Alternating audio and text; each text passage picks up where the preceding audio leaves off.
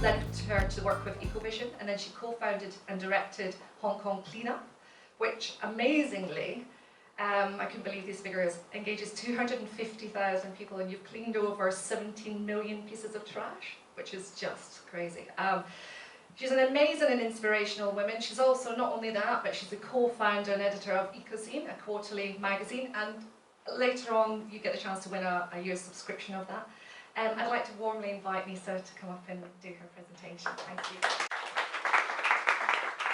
Thank you. Cool. That's not me. I wish it was. That's really cool, though. Thanks for the really warm introduction. I also want to thank the sponsors and volunteers and organizers for inviting me here today. Oops, up, down. Risk isn't something I've ever spoken about. And actually, when the organizers called me and invited me to give this talk, I was like, oh, no, I'm pretty risk averse, actually. I don't think I'm your woman. You know, I'm not like a skydiver. I'm not a risk analyst. I don't really know this topic. And they were like, but you're an entrepreneur, right? And I was like, oh yeah, I can probably come up with something. So here we are talking about risk. But before I get into it, let me introduce myself for some of you in the room that I hadn't met before. Has anyone heard of the Hong Kong Cleanup before? Oh my gosh. Yay! So for those of you who don't know it, it's a 15-year strong, it's our 15th anniversary community environmental initiative. And we're currently the largest environmental volunteer initiative in Hong Kong. So we started in 2000 as a grassroots initiative, basically a beach cleanup. Get a bunch of divers and surfers and people who care about the ocean out on a beach, clean it up, make a difference. But in the last 15 years, we've grown into this incredible, well-known, well-loved community initiative where we work year-long on education, events, campaigns, and then we also culminate in the fall every year with this event that we call the Cleanup Challenge, where we invite companies, schools, individuals, everyone in Hong Kong to go clean a beach or a hiking trail or a city street, and through that have a better understanding of this massive issue of waste that we face. And I will talk a little bit more about that later, but that's what the Hong Kong Cleanup is all about, and it's a passion project for us. It's a non-profit, it's an NGO, social enterprise, and through that, we, over the last 15 years, came to a place where we also launched our other passion project, Ecozine. Who's heard of Ecozine? It's probably, oh wow! Not just in the invitation, actually heard of the Ecozine? Wonderful, that's cool. It's a reasonably young project. We launched it a couple years ago. I'll talk more about it in a little bit, but the nutshell is that it's a magazine about smart, sustainable living, and it's based here in Hong Kong. So let's get started. As I said, both of those projects are social enterprises. I'm a social entrepreneur. And that means my whole life is actually risky. It's all about risk. Every day we take risks. Our entire business is a risk. And so that's my life. And I never thought I'd end up in a place where risk was part of my daily life. As I said, I'm actually quite risk averse. I don't like change. I don't like taking chances. But this is where I've ended up. And my philosophy in life is to embrace life, whatever it looks like. So I embrace risk. And Elon's really got it nailed up here. Starting a company, as many of you guys probably know. How many entrepreneurs in the room? Yes. You probably know that starting a company really does kind of feel like just dropping a coin in the slot and hoping you get a prize. And oh my gosh, I don't know where this is heading, but let's hope for the best and work as hard as we can to get what we want.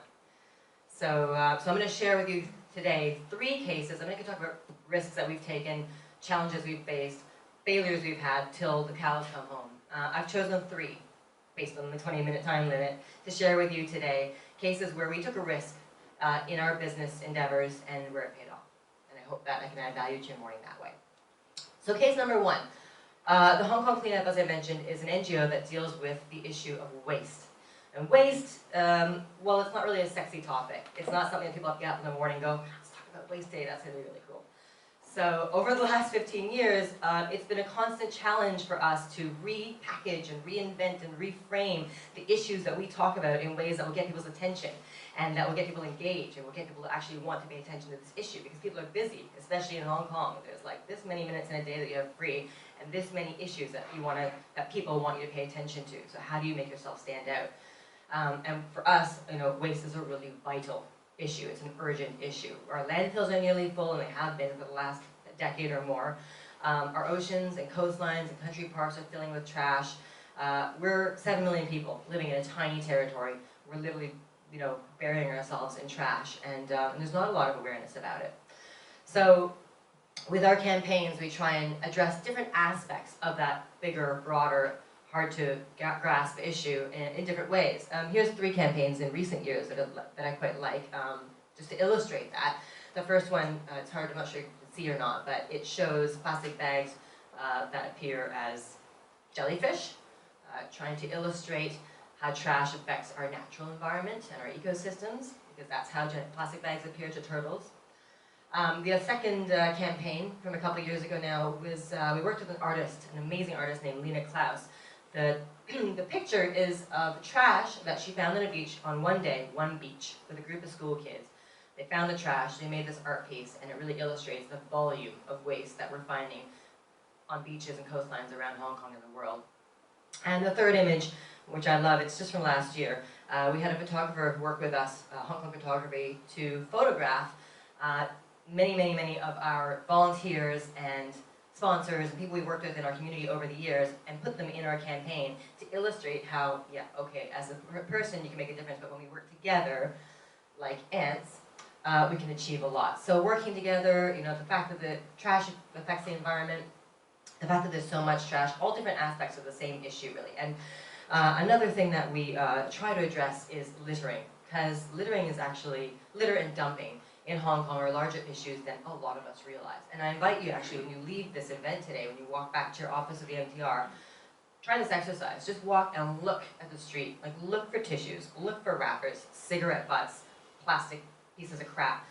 And you will notice that there's a lot more litter than we realize, and all of it's washing down storm drains and into the sea and into our ecosystems. So litter is also a topic that we address. So on litter, last year a company came to us and said, we've got this great campaign idea for you. And we're like, okay, we're listening, because the company was Ogilvy, and we were like, wow, Ogilvy wants to work with us. So they shared Ogilvy and Mather, their award-winning campaigns. So we listened to them, and the idea that they had was, okay, what we're going to do is we're going to name and shame. We're going to pick up pieces of litter on the ground, get the DNA off them, cigarette butts, candy gum, wrappers, and then send the DNA away and get these phenotype images of the people who dropped the litter, and we're going to put them up in public places. And they're going to feel bad about it. And we're like, ooh. Yeah. So one of our our ethos is to work with people, to collaborate. So we work with companies. We never name and shame. We don't do smear campaigns. We don't run boycotts. We don't tell people what to do. We don't point fingers. We're like, embrace, work together, do positive, learn, engage, collaborate. So this was uncomfortable for us to even talk about it. Talk about risk. We're like, oh God. We're going to get, will people react negatively to this? Will there be backlash? But we were like, okay, Ogilvy kind of knows what they're talking about. They've been doing this for a while, and we do want to push our boundaries and go beyond our comfort zone. So we went for it. And before I continue, I do want to highlight, because some people didn't understand the campaign, it was a campaign. It wasn't an actual invasion of privacy. So the people, we actually did pick up pieces of litter, take the DNA off them, send them to a lab in the United States, and create these phenotyped images of the people. The people were volunteers, so these people were okay with having their faces in public places for this campaign. So we went through with this campaign. We launched on Earth Day last year, and I'd like to share with you Hong Kong produces tons of it every day. Steep fines for littering. Today, authorities are still fighting the battle against those who litter.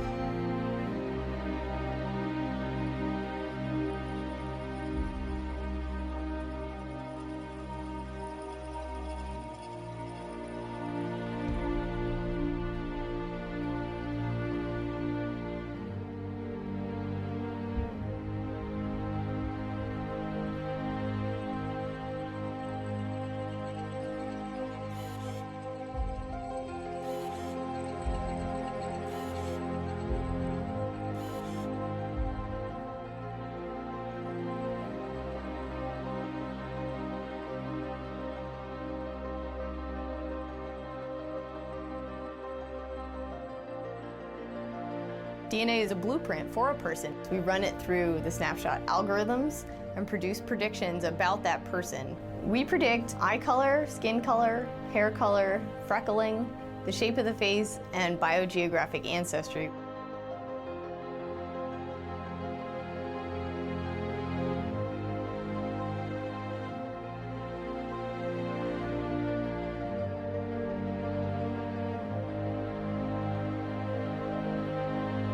It's not an anonymous crime. This information is still contained in that DNA that's left behind on the litter.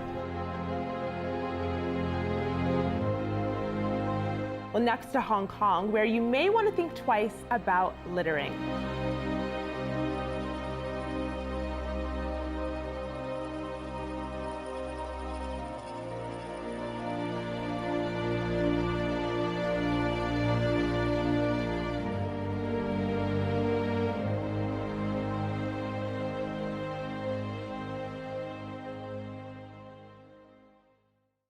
First morning it went up from news agencies across the planet. We were unbelievably successful with this campaign.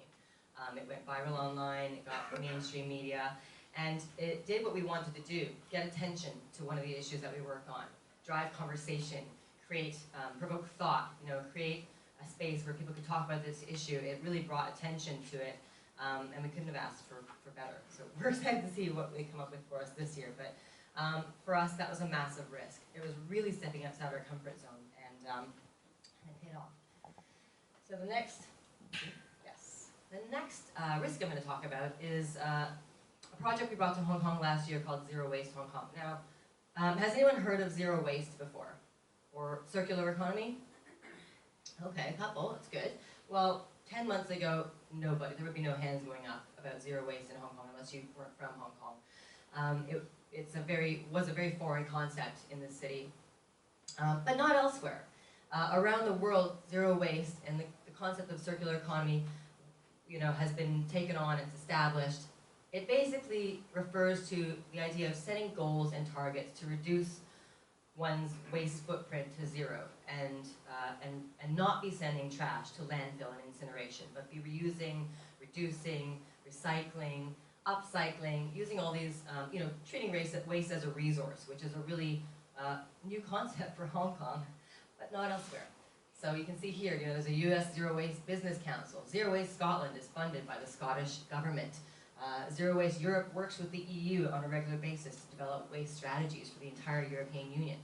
San Francisco they set a zero waste target in 2000. They're now recovering 88% of their waste. So this concept, we realized, was absolutely absent in Hong Kong. You can see at the bottom here, Ohio Stadium has the zero waste policy. They produce zero waste. They have really cool stories like the popcorn they serve at the stadium. The waste from that goes into compost that feeds corn that is then popped to be served in the stadium. I mean, there's all kinds of cool stuff happening in the world. And we realized that Hong Kong wasn't hearing these stories and wasn't having an opportunity to take up this kind of activity. Zero waste supermarket even on the right side there. So a couple years ago, my best friend and business partner Lisa went to a zero waste conference in the States, and she came back all fired up. She's like, this is it, this is the future, we have to do this. And I was like, what is this thing again? So it took me a little while. I got informed, I read up on it, and I realized, yeah, this is where we want to head actually. The Hong Kong cleanup takes us only so far.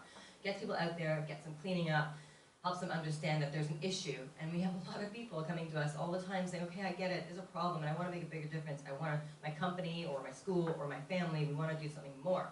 What's next? So zero waste is what's next. But when we realized this, there was nothing in Hong Kong for this kind of conversation. In fact, we used to go to every government event that we went to, we'd be raising our hand, Secretary of the Environment, K.S. Wong, what about zero waste for Hong Kong in the future? And he'd be like, oh, no. No, Hong Kong doesn't do things like that. So we realized there really wasn't a conversation happening here, and we wanted to start one. So we launched a brand called Zero Waste Week. We started talking about it, we got the community together, we blasted our Facebook and social media pages, we created an event, we created a campaign. We put all our time and energy into creating something that would be of interest to people, that would bring this topic to Hong Kong, that would make it something that people understood so that there could be conversations going forward. We got sponsors from visionary companies. We got an amazing PR company on board to help us get the message out. We created a campaign where people could pledge to not use anything plastic for a week. We put a lot of energy and work into it, and we didn't know what was going to happen. At the end of the day, it was a big, fat question mark for us because nobody had talked about this before in Hong Kong. We didn't know if people would care. We didn't know if people would come. We didn't know if people would talk about it or be receptive. As it turns out, they came, and they cared, and they were incredibly receptive. It was an overwhelming success. Last year, we held Zero Waste Week in June around World Ocean and World Environment Days, and we had an incredibly successful week. The campaign that invited people to pledge their zero waste commitments for the week got thousands of responses from companies and individuals across the region. We had a zero waste roundtable, which engaged high-level senior executives from big companies around Hong Kong in talking about what zero waste meant and could mean to their companies. We had a Zero Waste Global Summit with international global experts on the topic, engaging with other speakers from government and corporate and NGOs here in Hong Kong and having conversations and breakout sessions as to how we could move this conversation forward here. We had a youth summit with over 400 school kids talking about zero waste for their schools, and a lot of them have gone on to implement zero waste targets and composting and recycling and plastic bans in their schools. And we even held the Zero Waste Family Festival on the weekend down in Cyberport. We had all kinds of cool vendors and games and activities. It was a resounding success and such a gratifying experience and such a relief to know that we could bring something new to Hong Kong, a new conversation, and people would be open to it, that people really have an appetite for something like this here. So it was exciting for us. It was a risk that we jumped off that cliff and went, oh my, let's cross our fingers and see what happens, and it paid off. And we're doing it again this year. We're bringing Zero Waste Hong Kong in November. We'll have a Zero Waste Week, and we can't wait to see where the momentum leads. This is the natural evolution of the Hong Kong cleanup. So that's case number 2. And then finally, I'm going to talk about the biggest risk I've ever taken in my adult professional life. Ecozine. This right here. This is risky business. Over the 15 years that we have been running the Hong Kong cleanup, we've started to see a lot of shifts in the community that we work in.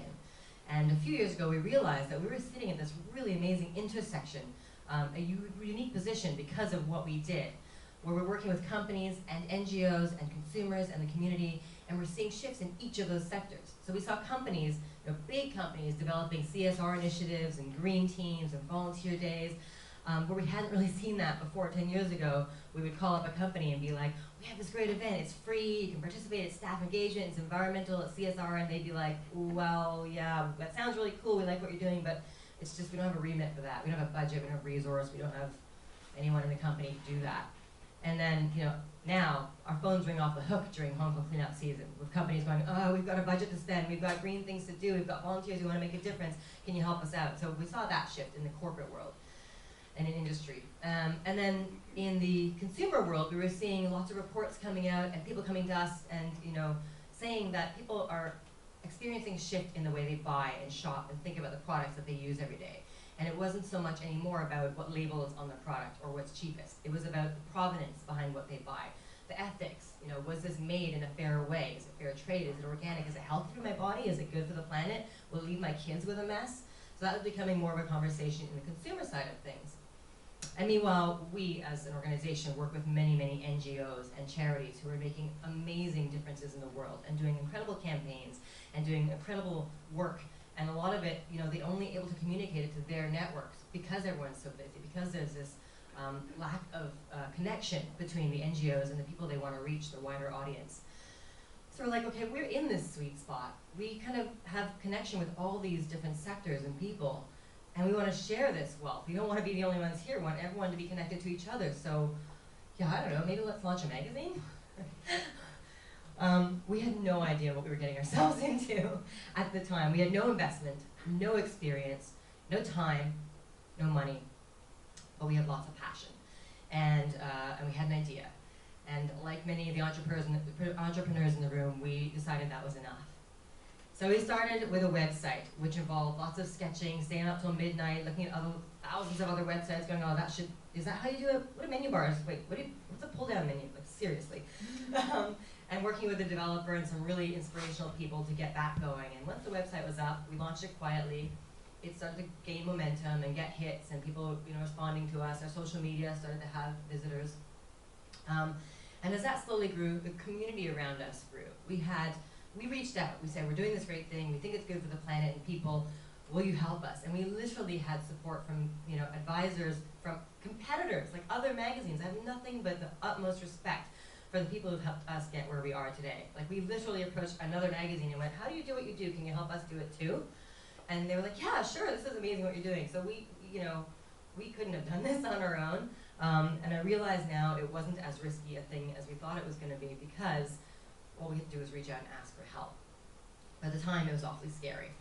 So with this community of support that we built around us, we eventually decided that we were going to launch the print magazine of Ecozine. And again, more sketching, more late nights, more reading. We ordered books off Amazon, how to start a magazine, what it takes. We were literally, I remember the first time we did our pagination, which we didn't know what that word meant at the time.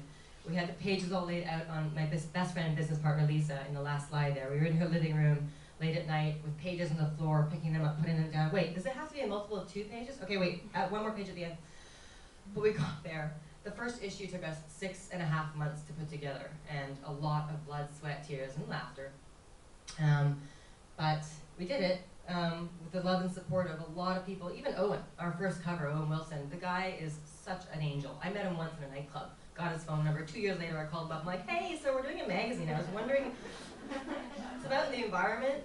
He was like, yeah, cool. and we did an interview, and he was on our first cover, and that really helped leverage, that. So everything, just asking for help and crossing our fingers. And this is the video from our launch party. Oh, before I play it, actually, I should mention I had to cut it short, so there's a bit of an audio blip, but bear with me.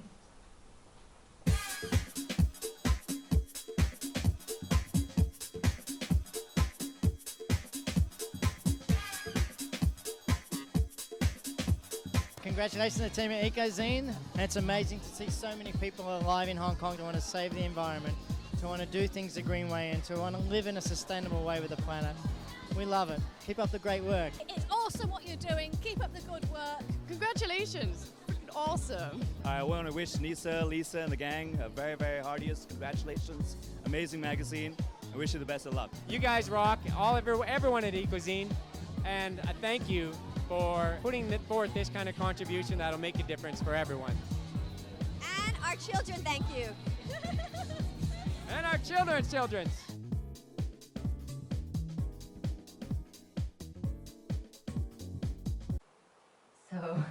So that was our launch, and it was the most gratifying experience of my life at that point. I just realized this chair is here for me. Thanks, guys. So that was the beginning, but I feel like we're still at the beginning of our journey. Ecozine is just getting started. We're about to celebrate our 2nd anniversary this summer. Our spring issue is coming out next week.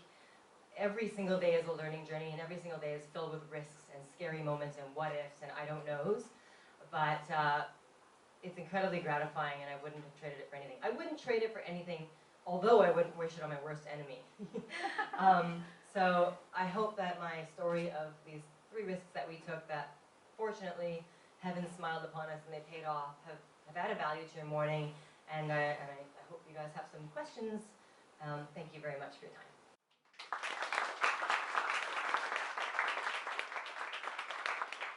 Hi. I'm first of all curious how big your team is now, and also what you have learned as you have grown and scaled and hired and management and collaboration, even with Lisa. Anything you can share on that topic? Lisa and I, so Lisa's my best friend and business partner. She couldn't be here today. But we started as 2 people, Lisa and Nissa, on the living room floor. And we found that we've attracted some amazing talent over the last couple of years. Our team has grown and shrank.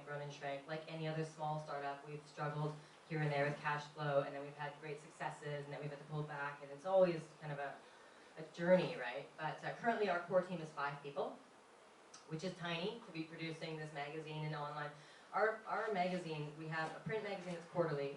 We have an online platform that is updated daily with content, ecozine.com. We have a social media presence of about 19,000 people across 4 platforms. We have an e-newsletter that goes out every week to 20,000 people, and then we do events. We have an event platform where we do cocktails and client events and seminars and conferences like Zero Waste Week. So there's a lot going on for 5 people to manage, and the way we manage it is partners. Like, we love working with other companies and other NGOs. We have a lot of external contributors, people who just love to write or are passionate about a topic, and they're happy to work with us for like peanuts, basically. Our business wouldn't work if we weren't reaching out to our community constantly and meeting people at events like this and building out our network. So, because our core team is tiny and there's a lot of blood, sweat, and tears that goes into it.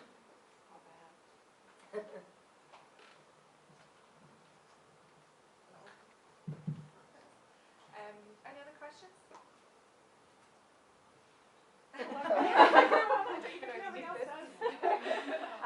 I'm so curious, to me, I feel like with eco-environment stuff, like there's probably so many people that just open their arms to you, like, this is such a good thing, thank God somebody's doing it, right? So probably in one avenue, you've got this, like, so open doors, open arms, helping you, and yet I can imagine there's this other side where you feel like you're almost like trying to shake people awake, right? Like, and feeling like you're kind of pushing this big boulder up a hill, right? So I'm kind of just curious about that tension, or maybe you haven't found one or the other. I'm just curious for you to speak to that.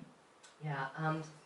Well, first of all, it's gratifying to know that we're not the only ones in this space. There's some other publications and blogs and platforms out there that are also nurturing healthy, sustainable living, more and more so, and we love that. Like, I don't want to be the only person in Hong Kong talking about this.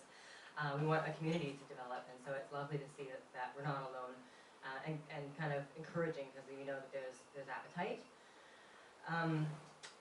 Mostly, we've had incredibly positive response from readership, from community. We're in over 350 locations, and we get regular phone calls when we did our distribution. The next day we get calls, okay, the magazine's all gone, can you send some more, please? So that's great, and we have emails and Facebook messages from people saying we love the content. We have subscriptions signing up every week. The flip side of it that you're talking about has mostly been on the side of advertisers, because there's a lot of companies that we feel are sustainable, but because that hasn't been part of their core marketing language or their core communication until now, they hesitate, and they don't want to be accused of greenwashing, which was a big thing 5-10 years ago. They don't want to, they're hesitant to set their foot in that space and support sustainability or say anything about the sustainability if they're not 100% doing everything right. So, a good example is a luggage company that we approached not long ago saying, hey, we think you guys are fantastic and you do such a sustainable product.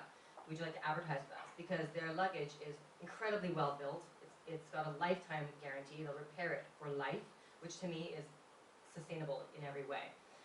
They have, green manufacturing operations, but they don't message that to their shoppers, to their consumers, and they hesitated. They're like, well, sustainability isn't really our thing. And I'm like, you're all about sustainability. You built to last. You're not, fast fashion. But so on that side, there's a lot of education that we have to do just in order to engage, to be sustainable ourselves and engage advertisers. And but we're up for that. We're up for educating and encouraging and showing people what they're doing right. So slowly. Wonderful. We've got one at the back.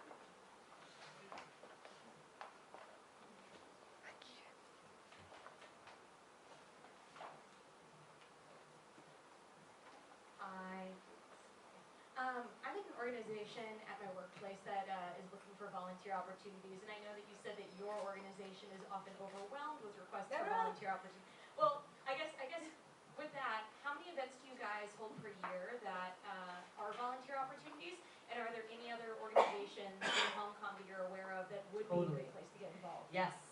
Thank you for asking. I should have mentioned, actually. Great opportunity for me here, missed. Thank you. Plug. Okay, so the Hong Kong Cleanup, how it works is in the fall, we run what's called the Hong Kong Cleanup Challenge. Any company, school, family, club, whatever, can participate. And all you do is come to our website, fill out the registration. You pick what date and what location you want to do a cleanup at.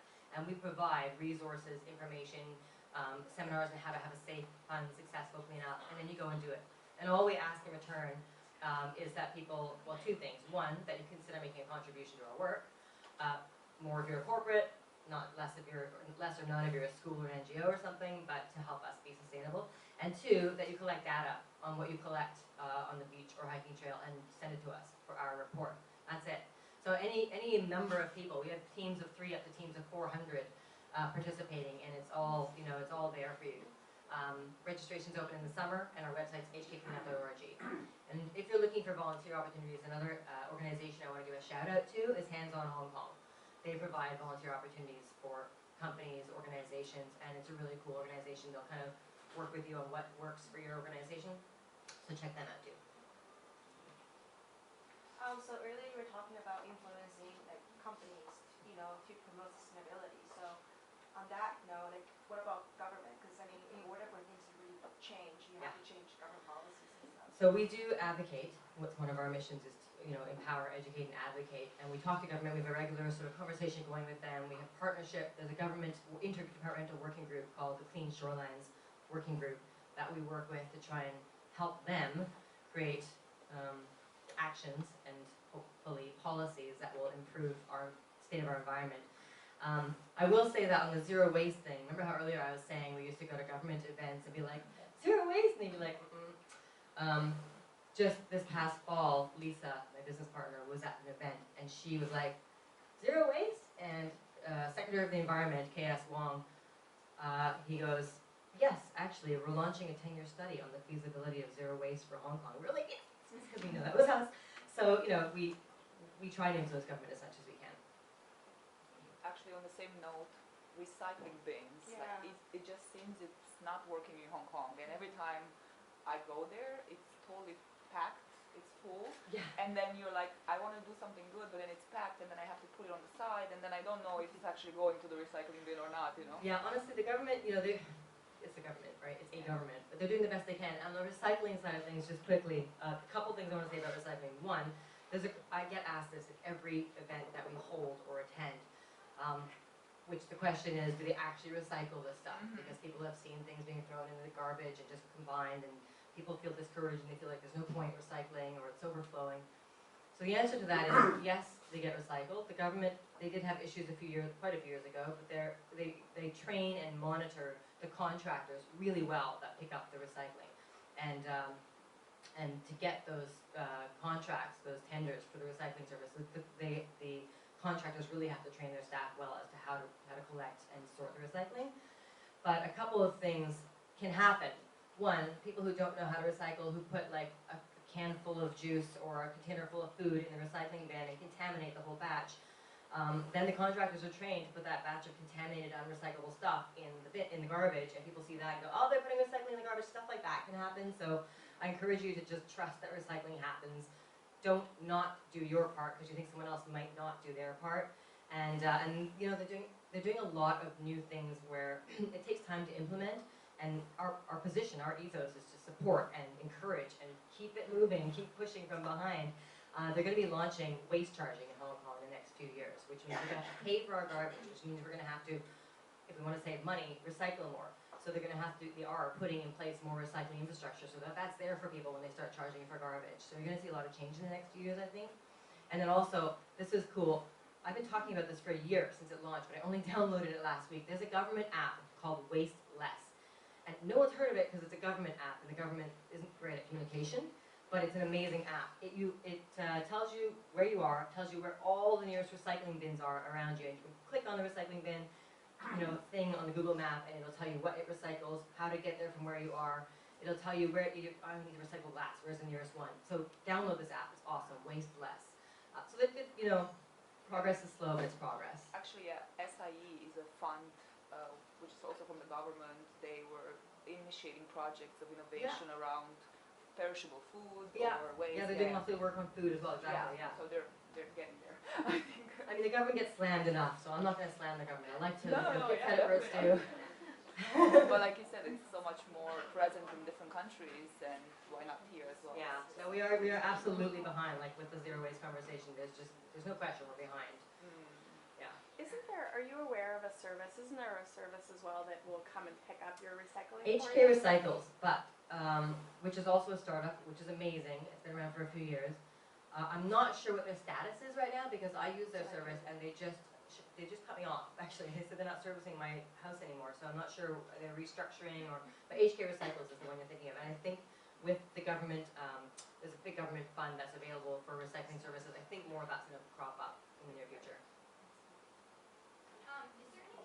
Is there any government organization that you can ask or you can contact to get recycling, get your building service by recycling or something like that? Because I've noticed that living spaces there seems to be very few. Yeah, it depends. So most commercial and residential developments, you have to speak to the property management. So like if Swire owns your building, you have to talk to Swire, for example. But definitely you can call the government and say there's no recycling bin in my neighborhood. If there isn't one, check out the waste app.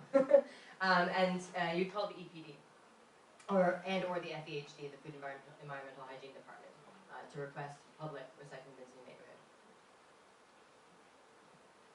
Yeah, I was yesterday at an event from the Hong Kong General Chamber of Commerce and with Richard Lancaster, the CEO from CLP, and Christine Lowe from Valley. And actually it was also about sustainability. There was an awful lot of interest, but in a very engaged group of people.